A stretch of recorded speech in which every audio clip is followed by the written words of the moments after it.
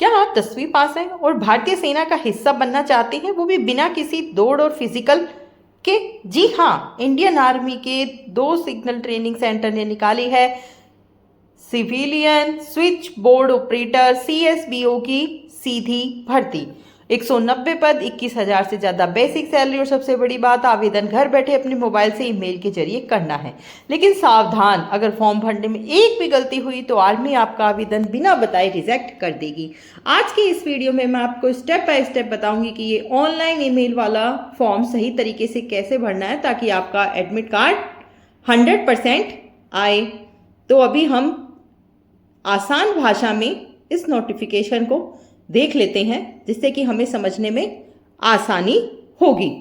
तो रोजगार की जो ये सूचना है, यह भारतीय सेना मुख्यालय 2 signal training centre, Panaji, Goa 403,001, रक्षा मंत्रालय, भारत सरकार के द्वारा जारी की गई है। निर्धारित प्रारूप में आवेदन सीएसबीओ यानी civilian switch board operator grade 2 group C के पद के लिए भारत के नागरिकों से आमंत्रित किए जाते हैं। यह पद 2 साल की परिवीक्षा यानी प्रोबेशन अवधि पर होगा, जिसके बाद अगर आपका प्रदर्शन संतोषजनक रहता है तो स्थायी नियुक्ति दी जाएगी। सभी आवश्यक दस्तावेजों स्व सत्यापित के साथ पूर्ण आवेदन पत्र, यह पणजी जो है यहाँ पर आपको the commandant headquarters 2 signal training centre, Panaji, Goa 403,001 को संबोधित होना चाहिए। इच्छुक उम्मीदवारों को अपना आवेदन अधिकारी की मेल आईडी sunshine.rise@nic.in के माध्यम से जमा कराना आवश्यक है। ऑनलाइन आवेदन फॉर्म भरने के विस्तृत निर्देश अभी नीचे दिए गए हैं, तो अभी हम देखेंगे। तो सबसे पहले समय सारणी देख लेते हैं कि क्या दिनांक है, कब से फॉर्म शुरू हुआ और आखिरी तारीख अवश्य रूप से। ऑनलाइन आवेदन शुरू होने की जो तिथि थी वह शुरू हो चुका है 2 मई 2026 1 बजे से। अगर आपका ध्यान अभी तक इस पर नहीं गया है तो अभी भी काफी समय है। ऑनलाइन आवेदन प्राप्त करने की जो अंतिम तिथि है वह 31 मई 2026 है, रात के 12 बजे तक। इसमें जो सिलेक्शन का जो प्रोसेस होगा वह होगा लिखित परीक्षा, व्यवहारिक परीक्षा, साक्षात्कार की संभावित जो तिथियां होंगी वह समय समय पर इस वेबसाइट पर जारी होगी। पात्र उम्मीदवारों को केवल पंजीकृत ईमेल आईडी के माध्यम से कॉल लेटर द्वारा सूचित किया जाएगा। ठीक है, अब हम रिक्तियों का जो विवरण है, कैसे कहाँ कहाँ कितनी वैकेंसी निकली है कैटेगरी वाइज, वह देख लेते हैं। तो इसमें जो टोटल पद है वह 190 है, जिसमें अनरिजर्व्ड 94 है, एससी 22 है, एसटी 12 है, ओबीसी 43 है, ईडब्ल्यूएस 19 है, पीडब्ल्यूबीडी 12 है और ईएसएम यानी भूतपूर्व सैनिक 20 है।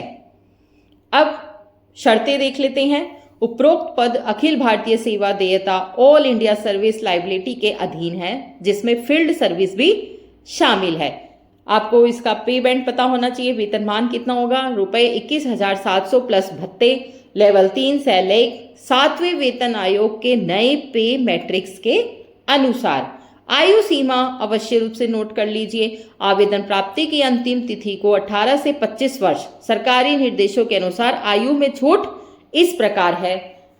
ओबीसी श्रेणी के लिए 3 वर्ष की छूट है, एससी एसटी श्रेणी के लिए 5 वर्ष की छूट है, पीडब्ल्यूबीडी श्रेणी के लिए 10 वर्ष और एससी एसटी के लिए अतिरिक्त 5 वर्ष और ओबीसी के लिए 3 वर्ष।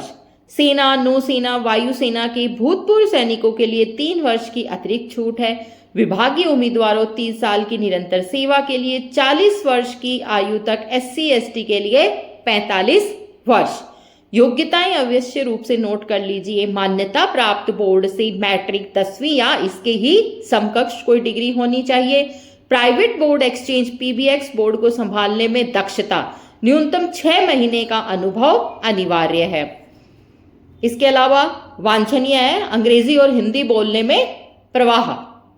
परीक्षा की योजना देख लीजिए। स्कीम ऑफ एग्जामिनेशन, चयन पूरी तरह से मेरिट के आधार पर होगा, जो 100 अंकों की लिखित परीक्षा में प्राप्त अंकों से तय होगा। लिखित परीक्षा के बाद शॉर्ट लिस्ट किए गए उम्मीदवारों को व्यवहारिक परीक्षा और साक्षात्कार से गुजरना होगा, जो केवल क्वालिफाइंग प्रकृति का होगा। जो क्वालिफाइंग करेंगे उन्हीं को ही इसमें बुलाया जाएगा। लिखित परीक्षा के 4 भाग होंगे। नंबर 1 सामान्य बुद्धिमत्ता और संख्यात्मक योग्यता 25 अंक का, नंबर 2 सामान्य जागरूकता 25 अंक का, नंबर 3 सामान्य अंग्रेजी 25 नंबर की, और नंबर 4 तर्क शक्ति यानी लॉजिक एंड रीजनिंग 25 नंबर की। प्रश्न पत्र दोनों भाषा अंग्रेजी और हिंदी में होगा। अंग्रेजी विषय के प्रश्न केवल अंग्रेजी में होंगे। उच्च योग्यता के लिए कोई अतिरिक्त अंक नहीं दिए जाएंगे। नियुक्ति की शर्तें भी देख लीजिए। नए कर्मचारी 1 जनवरी 2004 के बाद राष्ट्रीय पेंशन प्रणाली एनपीएस के अंतर्गत आएंगे। नियुक्ति 2 साल की परिवीक्षा यानी प्रोबेशन पर होगी। 55 वर्ष की आयु या 30 वर्ष की सेवा के बाद स्क्रीनिंग कमेटी द्वारा समीक्षा की जाएगी। कर्मचारी 60 वर्ष की आयु में सेवानिवृत्त होंगे। जीवित जीवन साथी के रहते हुए दूसरा विवाह करने वाले उम्मीदवार अयोग्य घोषित कर दिए जाएंगे। आवेदकों के लिए कुछ महत्वपूर्ण निर्देश है जिनका भी आपको पालन करना होगा। पीबीएक्स बोर्ड संभालने का 6 महीने का अनुभव प्रमाण पत्र अनिवार्य है। इसके बिना आवेदन स्वीकार नहीं किया जाएगा। उम्मीदवारों की संख्या कम करने के लिए 10वीं की कक्षा के अंकों के आधार पर आवेदनों की स्क्रीनिंग की जा सकती है। ईडब्ल्यूएस श्रेणी के उम्मीदवारों को सक्षम प्राधिकारी से आय संपत्ति प्रमाण पत्र देना होगा। परीक्षा या साक्षात्कार के लिए कोई टीए या डीए यात्रा भत्ता देय नहीं होगा। आवश्यक दस्तावेज स्व सत्यापित जन्म प्रमाण पत्र, शैक्षणिक प्रमाण पत्र, अनुभव प्रमाण पत्र, निवास प्रमाण पत्र, आधार कार्ड, पैन कार्ड वैकल्पिक है, जाति प्रमाण पत्र यदि लागू होता है, एनओसी सरकारी सेवकों के लिए यह आवश्यक दस्तावेज अवश्य आपके पास होने चाहिए।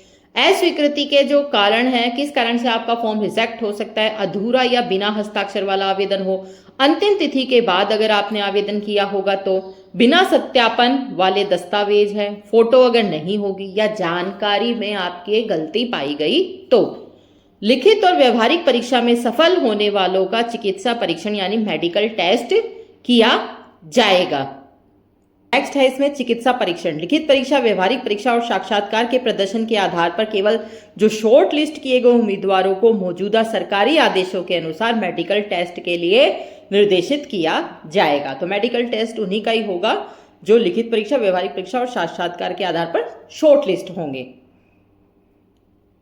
चेतावनी, उम्मीदवारों का चयन निष्पक्ष और योग्यता आधारित है। किसी भी चरण में चयन प्रक्रिया को प्रभावित करने के प्रयास, जालसाजी या गलत जानकारी देने जैसे किसी भी अनुचित साधन का उपयोग करने पर उम्मीदवारी समाप्त की जा सकती है या उस पर कानूनी कार्यवाही हो सकती है। नियुक्ति प्राधिकारी के पास बिना किसी पूर्व सूचना कारण बताए इस भर्ती प्रक्रिया की अधिसूचना को किसी भी चरण में रद्द, स्थगित, निलंबित, समाप्त या संशोधित करने का अधिकार है। सभी मामलों में भर्ती बोर्ड का निर्णय ही अंतिम होगा और बोर्ड चयन न होने पर उम्मीदवारों को जवाब भेजने की कोई जिम्मेदारी नहीं लेता है बोर्ड। अब जरूरी जो चीज है वह देख लीजिए कि ऑनलाइन आवेदन हम कैसे जमा करें। ऑनलाइन आवेदन पत्र भरने और जमा करने के विस्तृत जो निर्देश हैं वह इसमें दिए गए हैं। उम्मीदवारों से अनुरोध है कि वे जो वेबसाइट है जो है उसे ध्यान से पढ़े और अपना आवेदन अपने पंजीकृत ईमेल के माध्यम से आधिकारिक ईमेल sunshine.rise@nic.in पर जमा करें। इन अटैचमेंट के साथ आधिकारिक NIC ईमेल आईडी sunshine.rise@nic.in के माध्यम से ही आपको जमा करना है। आधार कार्ड, कक्षा 10 का प्रमाण पत्र और मार्कशीट, जाति प्रमाण पत्र यदि लागू हो तो, PBX, EPABX अनुभव प्रमाण पत्र, डिस्चार्ज प्रमाण पत्र यदि आप भूतपूर्व सैनिक हैं तो। सबसे पहले ओपन द फॉर्म खोलना है। इस PDF को केवल एडोब एक्रोबैट रीडर में खोलें, ब्राउजर क्रोम या EDG में ना खोलें, फील्ड काम नहीं कर सकती है। फॉर्म भरना है। अब किसी भी फील्ड पर क्लिक करके फॉर्म भरें। विकल्प चुनने के लिए ड्रॉप डाउन मेनू का उपयोग करें। सभी टेक्स्ट को बॉक्स में बड़े अक्षरों में लिखें यानी कैपिटल्स में लिखना है। तरीके से जो चिन्ह है उसका फील्ड अनिवार्य है, उन्हें खाली नहीं छोड़ना है। फिर सेव द फॉर्म क्लिक करें। फाइल सेव एज, फाइल का नाम बदलें। CSBO आपका पूरा नाम .pdf, उदाहरण जैसे कि CSBO space Rajesh space Kumar space Sharma .pdf। फिर प्रिपेयर डॉक्यूमेंट्स कैसे करें। प्रत्येक दस्तावेज की स्पष्ट स्कैन फोटो अलग फाइल में सेव करें। पासपोर्ट फोटो JPG फाइल, इसे फोटो स्पेस आपका पूरा नाम जेपीजी के रूप में सेव करें। आवेदन करें ईमेल योर एप्लीकेशन सेवा में टू, फिर वही sunshine.rise@nic.in पर जाएं। विषय अपना सब्जेक्ट CSBO एप्लीकेशन, आपका पूरा नाम संलग्न करें, अटैच करें एक भरा हुआ PDF, फॉर्म 2 सभी स्कैन किए गए दस्तावेज। अधूरे या गलत नाम वाले आवेदनों को बिना किसी सूचना के खारिज कर दिया जाएगा। अपना आवेदन एक से अधिक बार न भेजें। अपने रिकॉर्ड के लिए भरे हुए फॉर्म और सभी दस्तावेजों की प्रतियां उठाकर अपने पास रखें। आवेदन पत्र भरने में अगर आपको किसी भी तरीके की कठिनाई आ रही हो या समस्या आ रही हो तो स्क्रीनशॉट है वो आप आधिकारिक ईमेल ID जो है वही सनसाइन वाली, उस पर भेज सकते हैं। तो यह थी इंडियन आर्मी CSBO भर्ती 2026 की पूरी जानकारी मैंने इसमें दी है कि किस तरीके से आपको ईमेल ID के द्वारा अपना फॉर्म भरना है, किस तरीके से डॉक्यूमेंट्स अटैच करने, मैंने सब बताया है।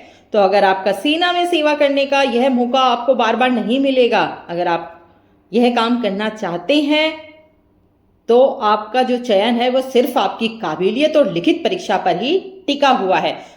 पर आपको ये बातें अवश्य रूप से ध्यान रखनी है। सबसे पहले अपने सारे डॉक्यूमेंट्स को बताए गए फॉर्मेट में तैयार करें। ईमेल भेजते समय सब्जेक्ट लाइन और फाइल नेम को बिल्कुल वैसा ही लिखें जैसा मैंने वीडियो में दिखाया है।